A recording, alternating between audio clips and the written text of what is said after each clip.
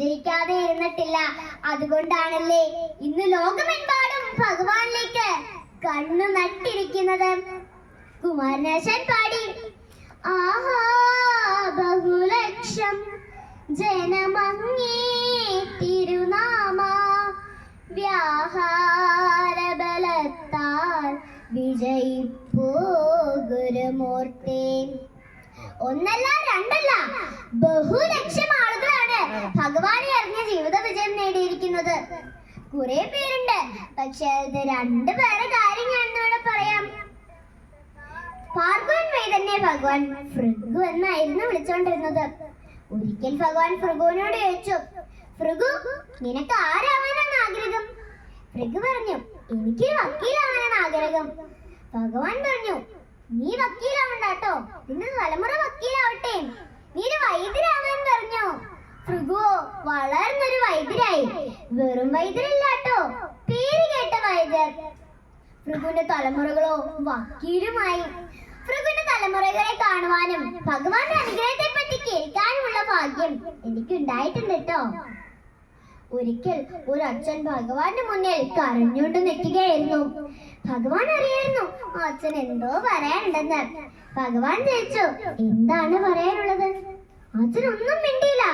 വീണ്ടും ചോദിച്ചു: എന്താണ് പറയാനുള്ളത്? അച്ഛൻ പറഞ്ഞു: എന്റെ മക്കൾക്ക് ഈശ്വരാനുഗ്രഹം വേണമെന്ന്.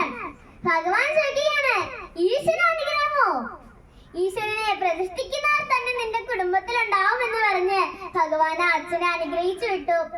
ആ അച്ഛന്റെ മകനാണ് പറവൂർ ശ്രീധരൻ തന്ത്രികൾ. അദ്ദേഹം ഒത്തിരി പ്രവർത്തനം നടത്തിയിട്ടുണ്ട്. പക്ഷേ അദ്ദേഹം ഈ ലോകത്തോട് പറഞ്ഞ വാക്കാണ്: ഞാൻ ഒത്തിരി പ്രവർത്തനം നടത്തിയിട്ടുണ്ട്, പക്ഷേ ഞാൻ ഹൃദയത്തിൽ പ്രതിഷ്ഠിച്ചിരിക്കുന്നത് ശ്രീനാരായണ ഗുരുദേവനെയാണെന്ന്. നമുക്കെന്തേ താമസം പ്രിയ ശ്രീനാരായണ ഗുരുദേവനെ ഹൃദയത്തിൽ പ്രതിഷ്ഠിക്കാൻ? നാം ഒരു ചെളിക്കുണ്ടിലാണ് ജനിക്കുന്നെങ്കിൽ പോലും താമരപ്പൂ പോലെ ശ്രേഷ്ഠമാക്കും. അറിവില്ലാത്തവനെ അറിവുള്ളവനാക്കുന്നു. മഞ്ഞുതുള്ള സൂര്യപ്രകാശത്തിന്റെ അടുത്ത് ചെല്ലുമ്പോൾ അരിഞ്ഞു പോകുമല്ലേ? അതുപോലെ തന്നെയാണ് നാം ഭഗവാനെ അറിഞ്ഞ് ഭഗവാന്റെ അടുത്തേക്ക് ചെല്ലുമ്പോൾ നാം ഭഗവാനിലേക്ക് ചേരുന്നു. ഭഗവാൻ ഒരു കുഞ്ഞു കുട്ടിയെ കണ്ടാൽ എന്താ പറയുന്നതെന്ന് അറിയാവോ? നന്നായി പഠിക്കണമെന്ന്. ഒരു പക്ഷെ നമുക്ക് പഠിക്കാൻ നല്ല കഴിവ് കാണും, പാട്ടുപാടാൻ നല്ല കഴിവ് കാണും, ഡാൻസ് ചെയ്യാൻ ചിലവർക്ക് നല്ല കഴിവ് കാണും. അങ്ങനെ പലതരം കഴിവ് കാണും. പക്ഷെ കഴിവുണ്ടായാൽ മാത്രം പോരല്ലോ, കഴിവിനൊത്ത് അവസരങ്ങളും വേണ്ടേ? അവസരങ്ങൾ ഇല്ലെങ്കിലോ നമ്മൾ ഞങ്ങളുടെ പ്രവൃത്തി മണ്ഡലത്തിൽ വിജയിക്കില്ല, അല്ലേ? ഭഗവാനെ ഉപാസിച്ചാൽ അവസരങ്ങൾ ഭഗവാൻ തന്നെ നമുക്ക് നൽകും. ഭഗവാന്റെ പ്രഥമ ശിഷ്യനായ ദിവ്യശ്രീ ശിവലിംഗദാസ് സ്വാമികൾ തൃപ്പാദങ്ങളെ വിശേഷിപ്പിക്കുകയാണ്: സർവലോകാനുരൂപായ തസ്മൈ ശ്രീ ഗുരവേ നമഃ. അതെ, സർവലോകം അനുരൂപനായ പ്രിയ ശ്രീനാരായണ ഗുരുവേ എന്ന്. അതുകൊണ്ടാണ് ആസ്തികനും നാസ്തികനും കർമ്മയോഗിയും ദാർശനികനും ഭക്തനും ഭഗവാന്റെ മഹിമ അറിഞ്ഞത്.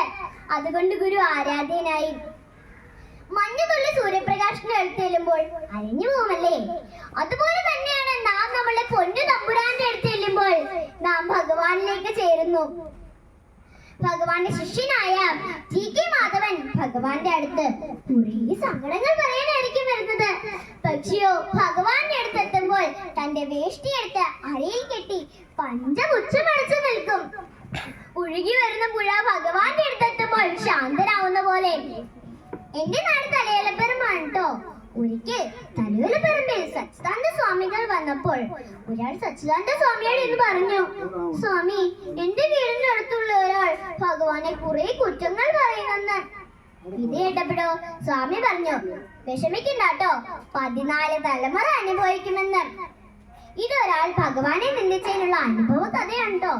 നിങ്ങളാരും പക്ഷെ ഭഗവാനെ നിന്ദിക്കില്ല കേട്ടോ. ഇതെന്റെ അമ്മയ്ക്ക് AV അശോകൻ സാർ പറഞ്ഞു കൊടുത്ത കഥയാണ് കേട്ടോ.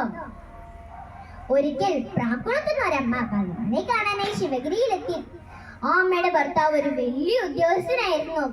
ആ അമ്മ വിചാരിച്ചു, ഞാൻ ശിവഗിരി ചെല്ലുമ്പോൾ ഭഗവാനൊക്കെ എന്തെങ്കിലും പ്രത്യേക സ്വീകരണമൊക്കെ തരുമെന്ന്. പക്ഷെയോ ആ അമ്മ ശിവഗിരിയിൽ എത്തിയപ്പോൾ ഭഗവാൻ പ്രത്യേക സ്വീകരണമൊന്നും കൊടുത്തില്ല. അമ്മയ്ക്ക് വളരെ ദേഷ്യമായി. അമ്മയുടെ ഭർത്താവ് പക്ഷെ ഒരു വലിയ ഉദ്യോഗസ്ഥനാട്ടോ. ഭഗവാൻ ആർക്കെങ്കിലും പ്രത്യേക പരിഗണന കൊടുക്കാറുണ്ടോ? വലിയവനോ ചെറിയവനോ കാശുള്ളവനോ കാശില്ലാത്തവനോ അങ്ങനെ പക്ഷെ ഞങ്ങൾ കുട്ടികളോട് ഭഗവാന് വലിയ ഇഷ്ടമാണ്.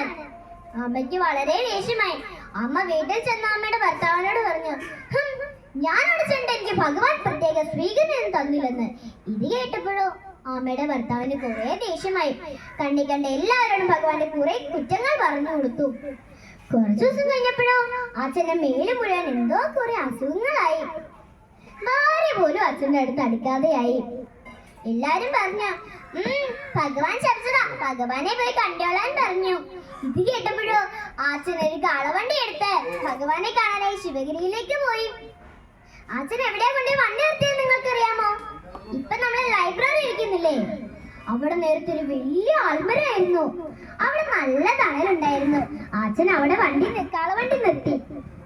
ഈ സമയത്ത് ഭഗവാൻ ശിഷ്യന്മാരുടെ കൂടെ പന്നശാലയിലായിരുന്നു. ഭഗവാനോട് ആരും ഒന്നും പറഞ്ഞില്ല. ഭഗവാനെ കാണാൻ ഒരാൾ താഴെ വന്നിട്ടുണ്ട് അങ്ങനെയൊന്നും. പക്ഷേ ഭഗവാൻ ശിഷ്യന്മാരോട് പറഞ്ഞു, നമ്മെ കാണാൻ ഒരാൾ താഴെ വന്നിട്ടുണ്ടെന്ന് പറഞ്ഞ് ശിഷ്യന്മാരോട് യാത്ര പറഞ്ഞ് ഭഗവാൻ വന്നു. ഭഗവാൻ നോക്കുമ്പോഴോ അച്ഛൻ കൈ കൂപ്പി നിൽക്കുകയാണ്. ഭഗവാൻ പറഞ്ഞു, പിള്ളേ, നാം ആരെയും ശപിക്കില്ലെന്ന്. ഭഗവാൻ ആരെങ്കിലും ശപിക്കോ? ഭഗവാനെ നിന്ദിച്ചാൽ പ്രകൃതി നമ്മെ ശിക്ഷിക്കും. ആ ശിക്ഷ നമുക്ക് താങ്ങാനാവില്ല. ഭഗവാൻ അച്ഛന് ഇത്തിരി ഭക്ഷണം കൊടുത്ത് അച്ഛന്റെ അസുഖങ്ങൾ കുറച്ചു ദിവസം കഴിഞ്ഞപ്പോൾ മാറി. ഇതുകൊണ്ടാണല്ലേ സച്ചാനന്ദ സ്വാമികൾ തലയോലപ്പറമ്പിൽ വന്നപ്പോൾ പറഞ്ഞത് 14 തലമുറ അനുഭവിക്കുമെന്ന്. നിങ്ങൾ ആരും ഭഗവാനെ നിന്ദിക്കല്ലോ കേട്ടോ.